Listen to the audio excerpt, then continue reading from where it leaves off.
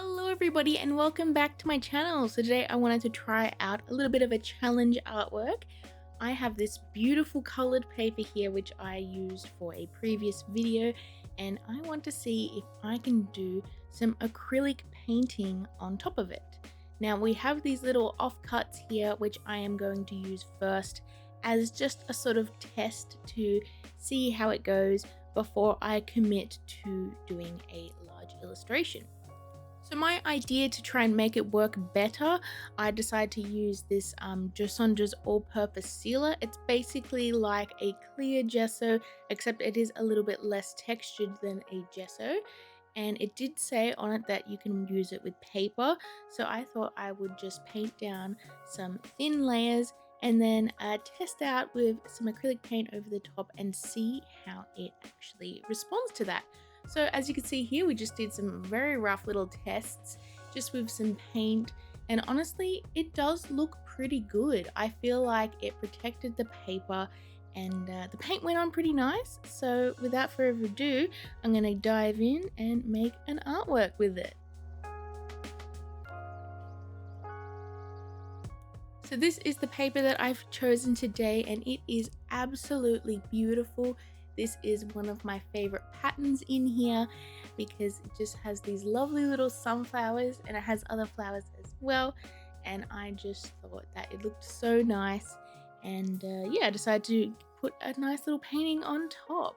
So as you can see, I'm using that all-purpose sealer again, and I'm just basically doing a very thin light coat to try and not make this paper warp because it is quite thin. And yeah, just a very thin light coat. I did it sort of like horizontally, yeah. And then after that was completely dry, I did another layer over the top vertically. And once that was down, and I made sure that the paper was taped down nice and tight onto the table, and once it was dry, it was nice and flat and didn't have any ripples, thankfully. But now that we have that sealed, I feel like when we put the paint over the top, it's not going to absorb into the paper anymore.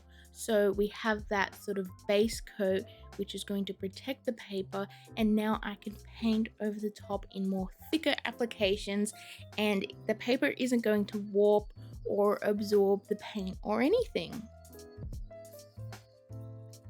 Now I know when you're painting on paper, it's usually with a watercolor and you want that to absorb the paint because that's how it sort of sticks and dries.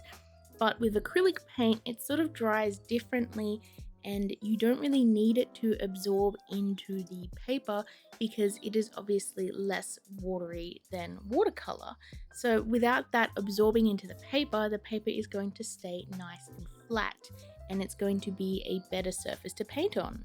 And honestly, I was very surprised with how it feels too, because this sort of all-purpose sealer, it does have a bit of a less texture than like gesso or even paper. So it was very smooth with the paintbrush. I almost felt like I was painting not on paper at all, but it did still adhere really nicely and it felt very soft and smooth, and I was enjoying that quite a bit.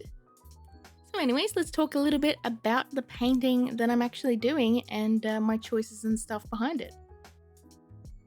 So I knew I really wanted to do this sort of floral background for the artwork just because I fell in love with the pattern on this paper, and then I thought to myself how I could use it as part of the illustration, and I decided that it would look really nice as a very pretty and detailed wallpaper.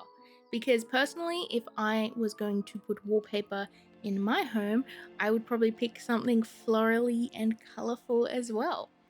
So I decided to make an illustration of a cute little room here, and I actually want to fill it with a lot of cute little like things. And of course I want to try and go in sort of a witchy vibe as well, just because I have been enjoying that lately. But it's like a little bit more subtle than my previous ones. So as you can see, we have the start of a little painting here, and this is a little portrait of, I guess, who lives in this house and their cat. And I always love cats. I love putting cats into my art. But yeah, we also have some shelves here, and I've started adding in some details that are going to be books and also little glass bottles. Now, as you can see, I am painting a large plant as well. I love adding plants and stuff to my illustrations, and I want to try and make it an interesting sort of like viney but also spiky plant. I think that that's going to look so cool. I also have a little just like a little case, or I don't know, a little stand, I guess you could say, that is holding some little potion bottles. I thought that it was quite cute. And then now that I'm moving around a lot in the illustration because I'm letting the paint dry a bit in each section, I'm adding in some plants into some of those glass bottles. And then at this point, I felt like it needed a little bit more refinement because we have that beautiful patterned background. A lot of my details, when I was painting them in without line art, they just felt like they were sort of disappearing among all of the other details in the artwork. So I ended up getting out some of my paint pens, which also have acrylic paint in them, and I am just adding a little bit of line art here and there just to sort of refine it a little bit more and give it almost a bit of a cartoony feel, which I really like. And that also helped to sort of bring the details forward a bit off that background, but I feel like the colors still work together, and yeah, it's looking pretty cool. Now, as you can see, I added in some spikes onto those vines, and it's looking quite interesting, but I felt like it needed something a little bit more, so I'm going to go back into that later and add something interesting there. But for the moment, we are working on these little candles here because I felt like I just wanted to push the witchy aesthetic just a little bit more, so I decided to add in some candles onto some of the shelves and also on the little dresser on below there. And I think they're looking pretty cool. I decided to have some of them lit and some of them not lit.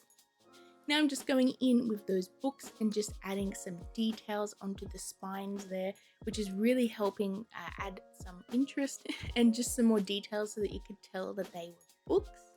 And this is where I decided I wanted to add some little carnivorous flowers onto that viney plant. I just felt like I wanted to brighten up that space a little bit, but I also wanted to have that sort of spiky aesthetic. So we have some flowers with teeth, and I felt like that is really going to help with this sort of like witchy, almost wild feeling.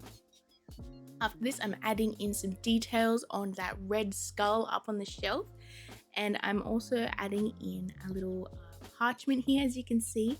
But I feel like something has happened to this parchment. Perhaps it wasn't hanging off the edge of that little like table, I guess you would call it.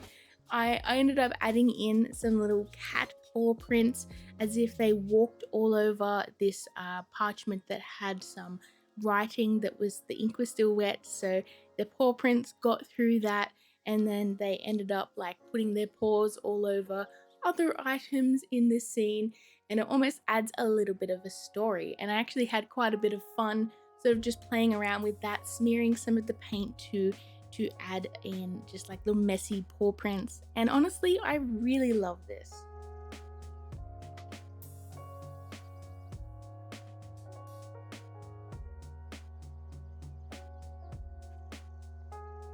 I think that this artwork turned out very cute, and especially since I didn't end up adding in like a character or a subject, you can only really see a painting of the characters, I guess, that are like living in this area. And we have that witch and the cute little white cat that must have gotten its paws a little bit dirty.